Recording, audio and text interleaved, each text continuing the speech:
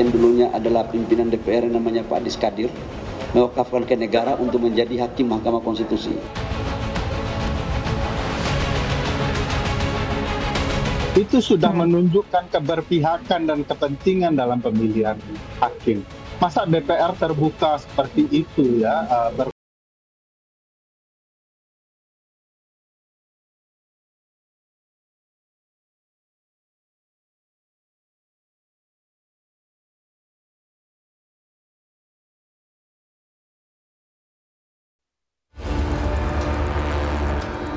Polemik pengangkatan Adis Kadir sebagai Hakim Mahkamah Konstitusi terus bergulir dan menjadi perdebatan yang menimbulkan pertanyaan. Keputusan DPR RI yang menyetujui Adis Kadir dari Wakil Ketua DPR RI menjadi Hakim MK dinilai tidak sekadar soal pergantian pejabat, namun menyentuh isu paling fundamental dalam demokrasi, yaitu independensi lembaga penjaga konstitusi. Profesor Dr. Insinyur Haji Adis Kadir, SHMHum, sebagai Hakim Konstitusi pada Mahkamah Konstitusi, usul Dewan Perwakilan Rakyat Republik Indonesia. Apakah dapat disetujui? Adis Kadir disetujui Komisi 3 DPR RI sebagai calon Hakim Konstitusi usulan DPR. Seluruh fraksi menyatakan setuju dalam rapat tertutup yang digelar dalam waktu relatif singkat. Tak lama, rapat paripurna DPR mengesahkan nama Adis Kadir untuk mengisi kursi Hakim MK yang akan ditinggalkan Arief Hidayat pada Februari 2026. Proses kilat inilah yang kemudian menjadi sumber utama kritik publik. Adis Kadir dikenal sebagai politikus senior Partai Golkar, menjabat Wakil Ketua DPR RI, pernah duduk di Komisi Hukum dan aktif dalam pembahasan berbagai undang-undang strategis. Meski memiliki gelar doktor hukum, statusnya sebagai politikus aktif dinilai banyak pihak menjadi masalah etis serius. Ketua Umum Partai Golkar Bahlil Lahadalia merespons bahwa Adis Kadir telah menyatakan mundur dari partai politik sebelum pencalonannya sebagai Hakim MK. Bahlil bahkan menyebut bahwa Adis selama ini merupakan kader terbaiknya. Mewakafkan salah satu kader terbaik Partai Golkar yang dulunya adalah pimpinan DPR yang namanya Pak Adis Kadir, mewakafkan ke negara untuk menjadi Hakim Mahkamah Konstitusi. Proses beliau menjadi Hakim Mahkamah Konstitusi sebelum diputuskan itu sudah melakukan pengunduran diri, baik dari kepengurusan maupun keanggotaan. Pengamat hukum tata negara Bivitri Susanti menilai, mundur secara administratif tidak serta-merta menghapus jejak politik dan potensi konflik kepentingan. Bivitri menyebut penunjukan Adis Kadir sebagai Hakim MK tak transparan. Pasalnya, fit dan proper test yang dinilai singkat serta minim tanya jawab. Kita nggak ada yang tahu tiba-tiba sudah langsung dilakukan fit and proper testnya itu dan kemudian ditetapkan. Jadi itu juga bermasalah. Ada masalah besar karena walaupun kita belum punya aturan main dan sekarang kita punya mantan politikus yang ada juga di Mahkamah Konstitusi saat ini, tapi dalam kasusnya Adis Kadir lebih nyata ya karena baru sekali dan juga keterkaitan dengan Partai Golkar dan apalagi dia sebagai salah satu pimpinan DPR itu juga sangat terkait erat dan masih berlangsung sebenarnya.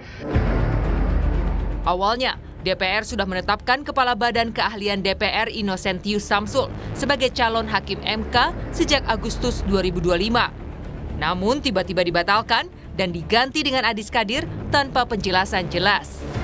Proses ini dikecam karena tidak transparan, tidak ada pengumuman publik, dan tidak melalui pendaftaran umum. Namun, Habibur Rahman, Ketua Komisi 3 DPR RI bilang bahwa pembatalan Innocentius terjadi karena yang bersangkutan memiliki penugasan lain. Nah, terkait Pak Innocentius, kami mendapatkan informasi yang bersangkutan akan mendapatkan penugasan lain. Sehingga Komisi 3 DPR RI perlu melakukan fit and proper lagi untuk mencari calon pengganti Pak Arief Hidayat yang akan pensiun tanggal 5 Februari yang akan datang. Dan kemarin teman-teman sudah saksikan sendiri Pak Pak Adis Kadir dipilih dan disetujui secara aklamasi oleh teman-teman dan tadi di paripurna untuk menjadi hakim konstitusi dari wakil DPR. Kekhawatiran publik bukan sekadar soal sosok Adis Kadir, namun dampak jangka panjang terhadap putusan Mahkamah Konstitusi. MK adalah lembaga yang memutus perselisihan hasil pemilu, menguji undang-undang, dan menentukan nasib konstitusi. Pakar hukum tata negara Ferry Amsari mengatakan, jika hakim MK diisi tokoh politik, maka MK berisiko menjadi perpanjangan tangan kekuasaan legislatif. Padahal fungsi MK seharusnya sebagai penjaga batas kekuasaan. Jadi itu prinsip keterbukaan dibaca di penjelasan Undang-Undang MK, salah satunya pengumuman kepada publik. Bahkan setelah pengumuman lalu ada orang yang mendaftar, DPR membuka ruang bagi publik untuk memberikan masukan. Aneh sekali proses ini tidak ada. Kan sudah disampaikan DPR pesan-pesan khusus bagi hakim konstitusi terpilih ya. Bahwa tolong jangan lupa Anda bagian dari kami, Anda dulu pernah buat undang-undang, jangan pula undang-undang ini yang kemudian Anda permasalahkan.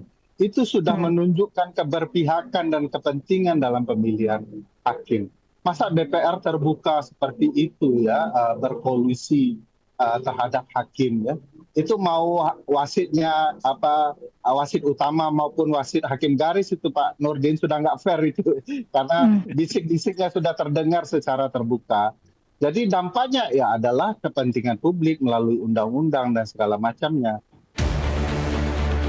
Istana melalui Menteri Sekretaris Negara menyatakan bahwa belum menerima surat putusan DPR terkait pengangkatan Adis Kadir sebagai hakim MK. Istana baru menerima surat resmi dari DPR terkait pemilihan wakil ketua DPR dan deputi Bank Indonesia. Meski demikian, Istana menghargai kewenangan DPR yang menunjuk Adis Kadir sebagai hakim MK. Pak Adis Kadir kata ada peluang banding nggak Mas? Belum ya, jadi kami baru hari ini menerima surat dari DPR baik untuk pemilihan wakil ketua DPR, harus hati-hati, dan deputi Gubernur Bank Indonesia. Jadi secepatnya akan kami proses supaya proses lanjutannya bisa segera berjalan. Publik tentunya berharap hakim Mahkamah Konstitusi merupakan sosok yang bisa menjaga independensi dan bukan bagian dari kepentingan sekelompok orang dan juga kepanjangan tangan penguasa. Karena sejatinya MK merupakan garda terakhir penjaga keadilan di bumi pertiwi. Tim Liputan, Kompas TV.